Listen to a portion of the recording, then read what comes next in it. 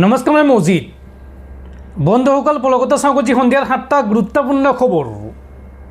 প্ৰথমটো খবৰ, কাইলৈৰ পৰা 15 ছেপ্টেম্বৰলৈ বন্ধ থাকিব পুৰণি শৰাইঘাট দলং। মেৰামতিৰ বাবে দলংখন বন্ধ ৰখাৰ সিদ্ধান্ত প্ৰশাসনৰ। দলং মেৰামতি আৰু পুনৰ নিৰ্মাণৰ কাম হাতত লৈছে উত্তৰ পূব সীমান্ত ৰেল বিভাগে, যাৰ পৰিপ্ৰেক্ষিতত আগন্তুক দুমাহলৈ বন্ধ থাকিব পুৰণি শৰাইঘাট দলং।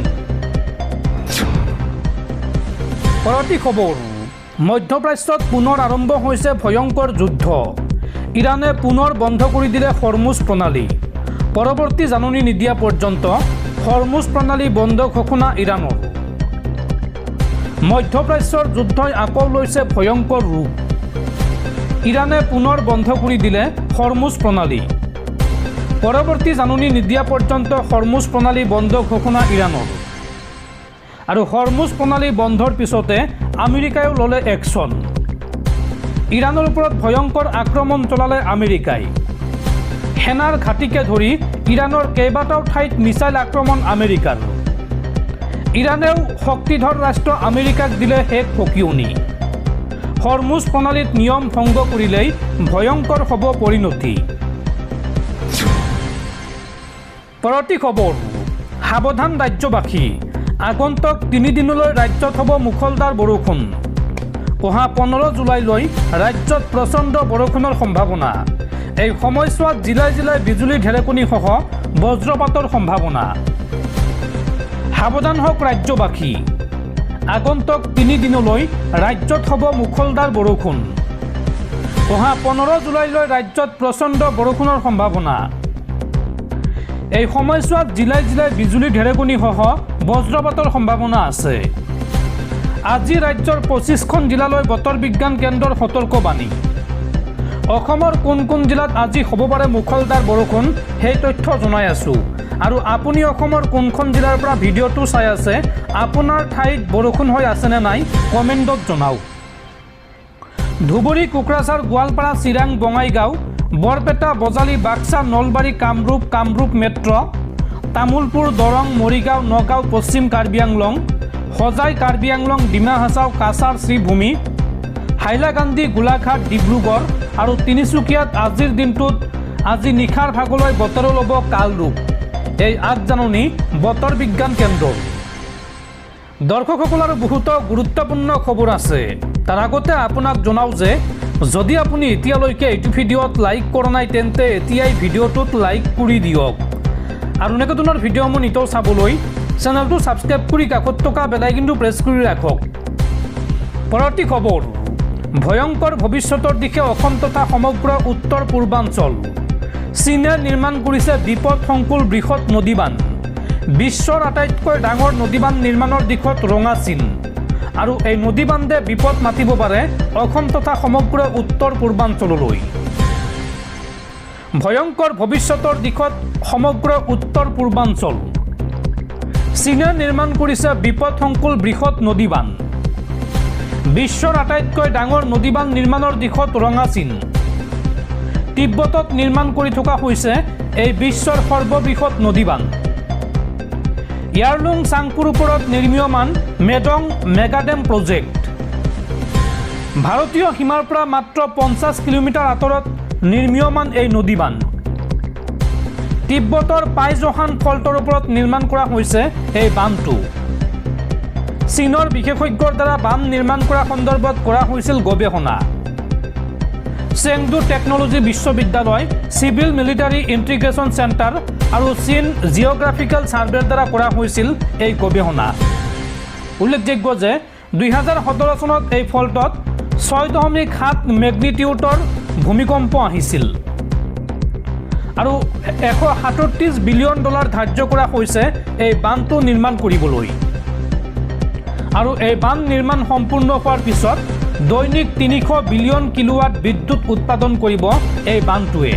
আৰু এই বান্ধটো এতিয়া অশনি সংকেত হৈ আহিছে অসম তথা সমগ্ৰ উত্তৰ পূৰ্বাঞ্চললৈ। ভয়ংকৰ জলবোমা হ'বলৈ গৈ আছে এই বৃহৎ নদী বান্ধটো। পৰৱৰ্তী খবৰ, ভাৰতত পুনৰ কৰোনা ভাইৰাছৰ প্ৰৱেশ। কৰোনা ভাইৰাছত আক্ৰান্ত হৈ পুনৰ 2জন লোকৰ মৃত্যু হৈছে আৰু তাৰ পিছতে পুনৰ এলাৰ্ট মোডত ভাৰত চৰকাৰ। ভাৰতত পুনৰ কৰোনা ভাইৰাছৰ সংক্ৰমণে উদ্বেগ বৃদ্ধি কৰিছে। অন্ধ্ৰপ্ৰদেশত এই ভাইৰাছত আক্ৰান্ত হৈ 2গৰাকী লোকৰ মৃত্যু হোৱাৰ পিছতে সমগ্ৰ ৰাজ্যখনতে সতৰ্কতা জাৰি কৰা হৈছে। বৰ্তমান ৰাজ্যখনত 8টা সক্ৰিয় কৰোনা কেছ ধৰা পৰিছে। অন্ধ্ৰপ্ৰদেশৰ কাটাপা জিলাত 2গৰাকী লোকৰ কৰোনা সংক্ৰমণৰ ফলত মৃত্যু হোৱাৰ তথ্য পোহৰলৈ আহিছে আৰু ইয়াৰে এগৰাকী আছিল 61 বছৰীয়া মহিলা আৰু আনগৰাকী 44 বছৰীয়া এজন পুৰুষ। দুয়োগৰাকী ব্যক্তিয়ে কৰোনাৰ লগতে অন্যান্য গুৰুতৰ ৰোগতো ভুগি আছিল। এই ঘটনাৰ পিছতে অন্ধ্ৰপ্ৰদেশৰ স্বাস্থ্য বিভাগে জিলা পৰ্যায়ত হাই এলাৰ্ট জাৰি কৰিছে। সকলো চৰকাৰী আৰু ব্যক্তিগত হাস্পতালক সাজু থাকিবলৈ নিৰ্দেশ দিয়া হৈছে। বিশেষকৈ উশাহ নিশাহৰ সমস্যা থকা বা ইনফ্লুৱেঞ্জা সদৃশ লক্ষণ থকা ৰোগীসকলৰ ওপৰত চোকা নজৰ ৰাখিবলৈ কোৱা হৈছে। আৰু কৰোনাৰ সংক্ৰমণ ৰোধ কৰিবলৈ স্বাস্থ্য বিভাগে কোভিড পৰীক্ষণৰ সংখ্যা বৃদ্ধি কৰিছে। ইয়াৰ উপৰিও ধৰা পৰা আক্ৰান্তসকলৰ দেশত কৰোনাৰ কোনো নতুন ভেৰিয়েণ্ট আছে নেকি সেয়া নিশ্চিত কৰিবলৈ তেওঁলোকৰ নমুনা জিনম ছিকুৱেন্সিৰ বাবে পৰীক্ষাগাৰলৈ প্ৰেৰণ কৰা হৈছে। স্বাস্থ্য বিশেষজ্ঞসকলে জনসাধাৰণক আতংকিত নহবলৈ আহ্বান জনাইছে, কিন্তু একে সময়তে জনাকীৰ্ণ স্থানত মাস্ক পৰিধান কৰা আৰু সামাজিক দূৰত্ব বজাই ৰখাৰ দৰে প্ৰাথমিক সতৰ্কতাসমূহ অৱলম্বন কৰিবলৈ পৰামৰ্শ দিছে। পৰৱৰ্তী খবৰ, মধ্যপ্ৰাচ্যৰ যুদ্ধৰ আন এক ডাঙৰ খবৰ। এইবাৰ একেলগে 4খনকৈ ৰাষ্ট্ৰত ভয়ংকৰ আক্ৰমণ চলাইছে ইৰাণে। সংযুক্ত আৰৱৰ বিভিন্ন স্থানত ইৰাণৰ মিছাইল নিক্ষেপ আৰু ইৰাণৰ আক্ৰমণত কাটাৰত জৰুৰীকালীন অৱস্থা ঘোষণা।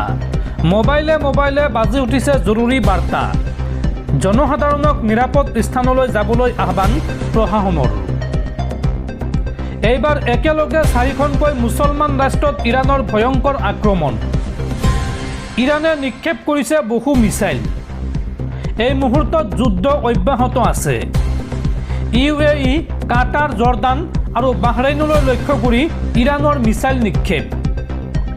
আটাইকেইখন দেশত থকা আমেৰিকাৰ সেনাৰ ঘাটি ধ্বংস কৰিছে ইৰাণে। কাটাৰৰ ৰাজধানী দোহাত বিস্ফোৰণৰ প্ৰচণ্ড শব্দ শুনিবলৈ পোৱা গৈছে। এই আক্ৰমণৰ লগে লগে মোবাইললৈ জৰুৰী বাৰ্তা চৰকাৰৰ। জনসাধাৰণৰ মোবাইলে মোবাইলে বাজি উঠিল সুৰক্ষা এলাৰ্ট, ইমাৰ্জেঞ্চি এলাৰ্ট বাজি উঠিছে।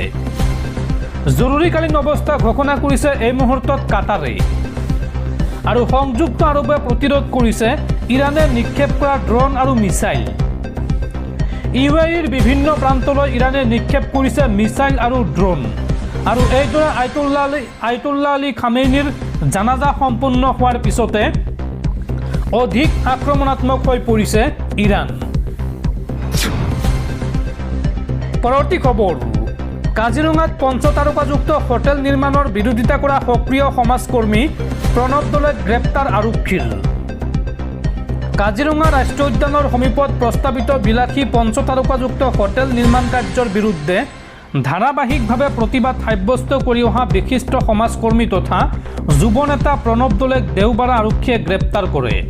বৃহত্তৰ কাজিৰঙা ভূমি আৰু মানৱ অধিকাৰ সুৰক্ষা সমিতিৰ আহ্বায়ক প্ৰণৱ দলেক গুৱাহাটীৰ সুন্দৰপুৰত থকা তেওঁৰ বাসগৃহৰ পৰা আৰক্ষীয়ে আটক কৰে।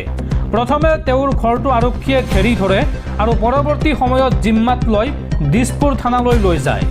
বোকাখাট থানাৰ এক গোচৰৰ ভিত্তিত তেওঁক গ্ৰেপ্তাৰ কৰা হৈছে বুলি জানিব পৰা গৈছে। ভাৰতীয় ন্যায় সংহিতাৰ কেইবাটাও গুৰুতৰ ধাৰাৰ অধীনত তেওঁৰ বিৰুদ্ধে গোচৰ ৰুজু কৰা হৈছে।